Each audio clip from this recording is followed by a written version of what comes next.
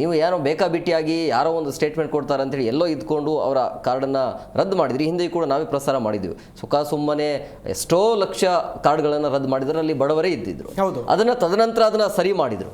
But ಈಗ ಮತ್ತೆ ಆ ರೀತಿಯ ಸಮಸ್ಯೆ ಆಗಬಾರ್ದು ಅನ್ನೋದು ನಮ್ಮ ಉದ್ದೇಶ. ಏನೇ ಆಗಿರಲಿ, ನೀವು 10,000 ಈಗ ಮಾನದಂಡಗಳನ್ನು ಬದಲಾವಣೆ ಮಾಡಬೇಕಾಗತ್ತೆ.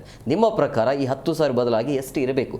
ಒಬ್ಬ ಮನುಷ್ಯ ಅಂದರೆ ಒಂದು ಕುಟುಂಬ, ಗಂಡ ಹೆಂಡತಿ, ತಂದೆ ತಾಯಿ, ಮಗು ಅಂದರೆ 5-6 ಜನ ಅಂತ ಬಂದಾಗ ಮಂತ್ಲಿಗೆ ಎಷ್ಟು ಬೇಕಾಗತ್ತೆ ಅವರಿಗೆ ಕುಟುಂಬ ನಿರ್ವಹಿಸೋಕ್ಕೆ? ಸರ್ ತುಂಬ ಒಳ್ಳೆ ಪ್ರಶ್ನೆ ಕೇಳಿದ್ರಿ ಸರ್. ನಿಮಗೂ ಕೂಡ ಕ್ಲೀನಾಗಿ ಗೊತ್ತಿರುತ್ತೆ.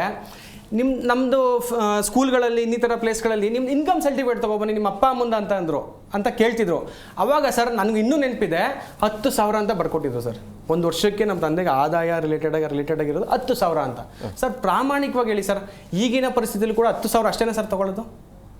ಅಂದರೆ ಇವರ ಒಂದು ಏನು ಇವರು ಗಣನೆಗೆ ತೊಗೊಂಡು ನಾವು ತೆಗ್ದಾಕ್ತೀವಿ ಅಂತ ಹೇಳ್ತೀರಲ್ಲ, ಆ ಒಂದು ಆಲೋಚನೆ ತಪ್ಪ. ಈ 10,000 ತೊಗೊಂಡು ಕೊನೆ ಪಕ್ಷ ಮಿನಿಮಮ್ ಅಂದ್ರೂ 1,00,000 ಹತ್ತಿರ ತೊಗೊಂಡೋಗಿ ಹಿಡಿಬೇಕು ಸರ್ ಮಿನಿಮಮ್. ಎಂತಹ ನಾಲೆಡ್ಜ್ ಇಲ್ಲದೆ ಹೋದಂಥ ವ್ಯಕ್ತಿಗೆ ಹತ್ರ ಕೇಳಿದ್ರು ಕೂಡ 10,000 ಇಟ್ಟಿದ್ದಾರೆ ನೋಡಪ್ಪ ಆದಾಯ ಅಂತಂದರೆ ಉಗಿತಾರೆ ಸರ್ ನಿಜಕ್ಕೂ ಏನಿದು ಅಂತ.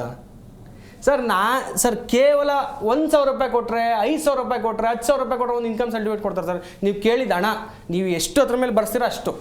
ಆ ಮಟ್ಟಿನ ವ್ಯವಸ್ಥೆ ಕೆಟ್ಟೋಗಿದೆ ಸರ್. ಆ ವ್ಯವಸ್ಥೆ ಕೆಡ್ಲಿಕ್ಕೆ ಕಾರಣ ಯಾರು ಅದನ್ನ ಸರಿಪಡಿಸ್ಬೇಕಾಗಿದ್ದು ಇದೇ ಸರ್ಕಾರ ಅಲ್ವ ಸರ್? ಕೆಳಗಡೆ ಎಲ್ಲ ತಿನ್ನಲಿಕ್ಕೆ ಉಣ್ಲಿಕ್ಕೆ ಅಂತ ಬಿಟ್ಬಿಟ್ಟು ಮೇಲ್ಗಡೆ ಇಟ್ಕೊಂಡು ನಾವು ಅವ್ರ ಮಾತನ್ನೇ ಕೇಳ್ಕೊಂಡು ಸರ್ ಕೊಡ್ಸಿರೋದೇ ಕೆಳಗಡೆ ಅವರು ಸರ್. ನಾ ಅವ್ರದೇ ಮಾತುಗಳು ಕೇಳ್ಕೊಂಡು ಇವತ್ತು ನಾನು ಎಲ್ಲನೂ ಕೂಡ ತೆಗ್ದಾಕ್ಬಿಡ್ತೀನಿ ಅಂದರೆ ಮೊದಲು ಅಲ್ಲಿ ಸರಿ ಮಾಡಬೇಕಲ್ಲ ಸರ್. ಇವ್ರು ಯಾವುದು ಬೇಡ ಅಂದರೆ ಈ ಸ್ಲ್ಯಾಬ್ ಏನು 10,000 ಇದೆಯೋ ಸ್ಲ್ಯಾಬ್ ತೆಗೆದು ಇನ್ನೊಂದು ಸ್ವಲ್ಪ ಜಾಸ್ತಿ ಮಾಡ್ಕೊಳ್ಳಿ.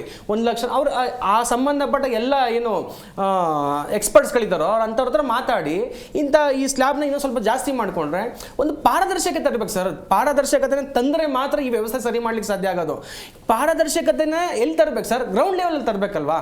ಆ ಗ್ರೌಂಡ್ ಲೆವೆಲಲ್ಲಿ ನಾವು ಪಾರದರ್ಶಕತೆ ಇಲ್ದೇ ಮೇಲ್ಗಡೆ ಮಾತ್ರ ನೋಡಿ ಇಷ್ಟು ಜನ ಬಂದ್ಬಿಟ್ಟಿದ್ದಾರೆ ಒಳಗಡೆ ಸರ್. ಬಿಟ್ಟವ್ರು ಯಾರು ಸರ್? ಇದೇ ಸರ್ಕಾರ ಅಲ್ವಾ ಸರ್? ಅವ್ರನ್ನೆಲ್ಲ ಒಳಗಡೆ ಬಿಟ್ಕೊಂಡಿದೆ ಇದೇ ಸರ್ಕಾರ ಅಲ್ವಾ ಸರ್? ಇವತ್ತು ಬಂದ್ಬಿಟ್ಟು ನಾನು ಎಲ್ಲ ತೆಗ್ದಾಕ್ತೀನಿ ಅಂತ ಅಂದರೆ